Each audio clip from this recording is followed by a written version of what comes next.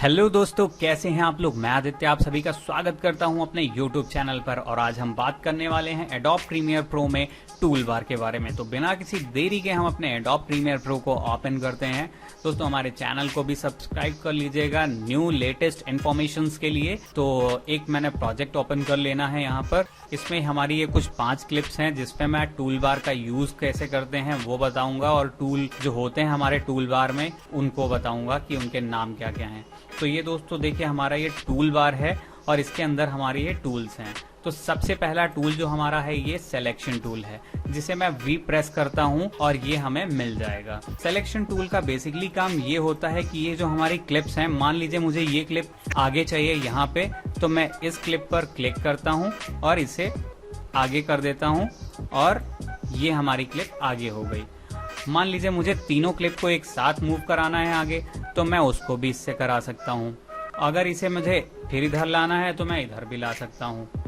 Basically इसका काम यही होता है कि ये हर एक क्लिप को अलग अलग मूव करा सकती है और एक साथ भी मूव करा सकती है। तो इस सिलेक्शन टूल का काम यही होता है। देन हमारा होता है ये ट्रैक सिलेक्शन फॉरवर्ड टूल, जिसे हम ए प्रेस करके पा सकते हैं। जैसे मैंने ए प्रेस किया, ए मैंने दबाया, वैसे ही हमारा पास आ गया है। तो इसका काम ये होता है दोस्तों कि ये जो हमने ट्रैक सिलेक्शन टूल लिया है, इसको मैं अगर क्लिक करता हूँ सबसे पहले क्लिप पर, मैं दोबारा से दिखा देता हूँ आपको। ये मैंने सेलेक्ट किया इसको, देन पहली क्लिप पर मैंने इसको ओके किया है। देन हमारी देखिए चारों क्लिपें ज्वाइंट हो गई हैं, यानी कि सेलेक्ट हो गई हैं। अब मैं इसे एक साथ मूव करा सकता हूँ आगे और पीछे को। ये देखिए, ये हमने आगे भी कर देना है और इसी को पकड़ के पीछे भी कर देना है। बेसिकली इसका यूज हम इसलिए करते हैं कि मान लीजिए ये जो सिलेक्शन टूल है, अगर हम इसका यूज करते हैं तो मान लीजिए ये 3 क्लिप हमने एक साथ मूव करा दी और एक को हम भूल गए। लेकिन इसके साथ ऐसा कुछ भी नहीं होता है, क्योंकि ये हमने लास्ट में या फिर ओके कर देना है इसको क्लिक करके, या फिर पहले कर लेना है। तो अगर हम पहले कर लेते हैं तब भी हमारी सारी क्लिपें मूव हो जाएंगी एक साथ और सेलेक्ट हो जाएंगी। तो यही काम होता है इसका। देन हमारा ये जो होता है ripple edit tool, ripple edit tool का जो होता है शॉर्टकट वो बी होता है।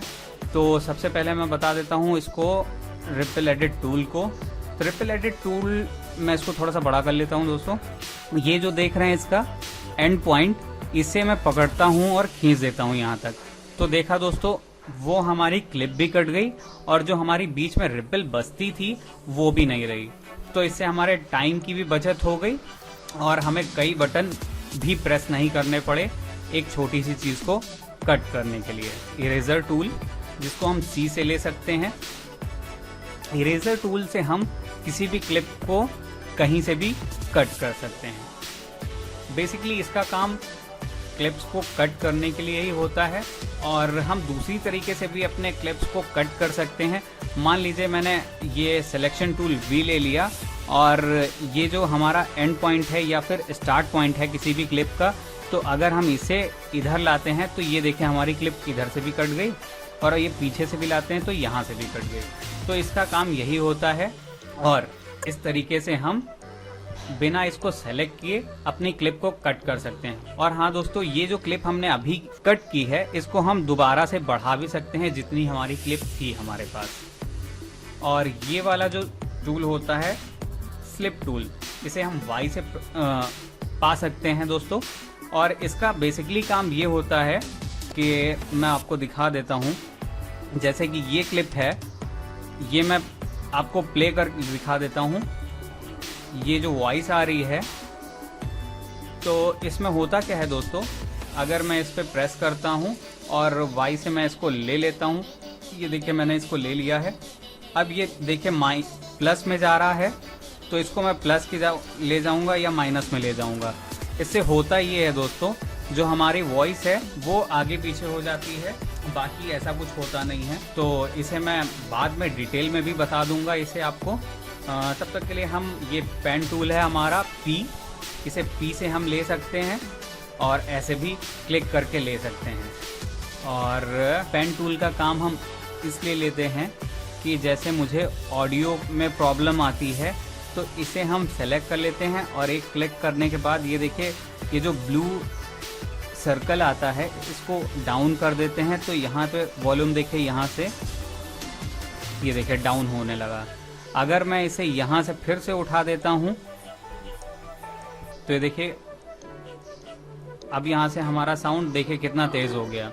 तो बेसिकली पेन टूल का काम यही होता है कि हम अपने जो ऑडियो जो ट्रैक्स हैं उनको हम ऑडियो ट्रैक में ना जाने के लिए इसका यूज कर लेते हैं और यहीं से हम अपनी ऑडियो को काफी अच्छी तरह से या फिर डाउन कर लेते हैं या फिर तेज कर लेते हैं। तो इसका काम यही होता है।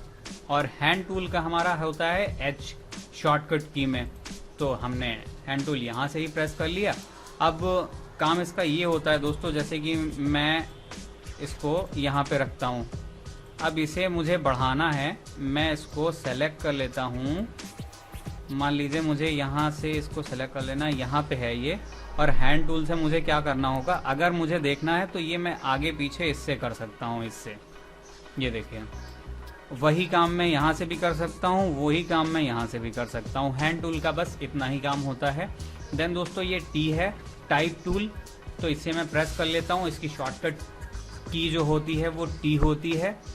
टी से अब मैं इसकी रिपीट डिलीट कर लेता हूँ। भाई मान लीजिए मुझे यहाँ पे लिखना है कुछ, तो मैं इस पर क्लिक करता हूँ। देन हम इस पर लिख लेते हैं। मान लीजिए मैंने लिखा टेक्स्ट, तो ये देखिए दोस्तों हमारा टेक्स्ट आ गया।